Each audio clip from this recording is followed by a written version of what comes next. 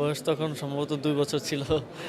যাই হোক আজকে বাংলাদেশের টেস্ট স্ট্যাটাস পাওয়ার ২৫ বছর পূর্তি উপলক্ষে যে এই প্রোগ্রামে আসতে পেরে আমি গৌরব ফিল করছি।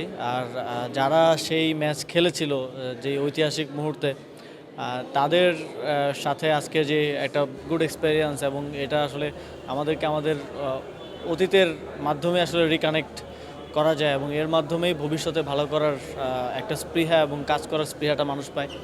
তো আমি মনে করি যে এই ২৫ বছর আমাদের কেটেছে যেরকমই কেটেছে, সামনের ২৫ বছর আরও ভালো ডেভেলপমেন্ট করার সুযোগ আছে। আশা করি বাংলাদেশ টেস্টের ৫০ বছরে আমরা আমাদের যে স্ট্যাটিস্টিক্স এখন ক্যারি করছি এর থেকে ডাবল বেটার স্ট্যাটিস্টিক্স ক্যারি করবো। এই শুভকামনা বিসিবির প্রতি থাকবে।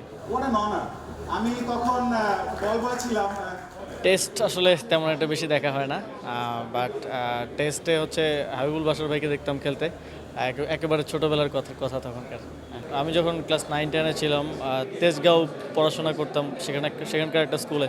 তো তখন ফুটবল ক্রিকেট দুইটাই দেখা হতো। তখন ন্যাশনাল স্টেডিয়ামে আবাহনী মোহামেডানের খেলা দেখা হতো, আর আমাদের মিরপুর স্টেডিয়ামেও খেলা দেখা হতো। 25 বছরে অন্যান্য দেশের সাথে কম্পেয়ার করলে we are in 4th position. তো সাধারণত বয়স দিয়েই তো মাপতে হয়, সেই জায়গা থেকেই বয়সভিত্তিক খেলারও শুরু হয়েছে। তো সেই জায়গা থেকে আমার মনে হয় যে আমাদের আরও জার্নিটা অনেক লম্বা এবং সামনে আরও ভালো করার সুযোগ আছে। আমরা যদি ওভারঅল বা একটা ইকোসিস্টেম তৈরি করতে পারি, ডিসেন্ট্রালাইজেশনের যে উদ্যোগটা বিসিবি নিয়েছে সেটা সফলভাবে তৈরি করা যায়, তাহলে ভবিষ্যতে আমরা আরও ভালো স্ট্যাটিস্টিক্স তৈরি করতে পারবো। আপনি যদি ভালো ক্রিকেটিং নেশনগুলোর দিকে দেখেন, তাদের পুরো 3টা টিম 3টা আলাদা টিম মনে হবে, আমাদের 3টা টিমই সেম মনে হয়। তো ওই জায়গায় আমার মনে হয় স্পেশালাইজেশনের জায়গা থেকে আরও কাজ করা সুযোগ আছে।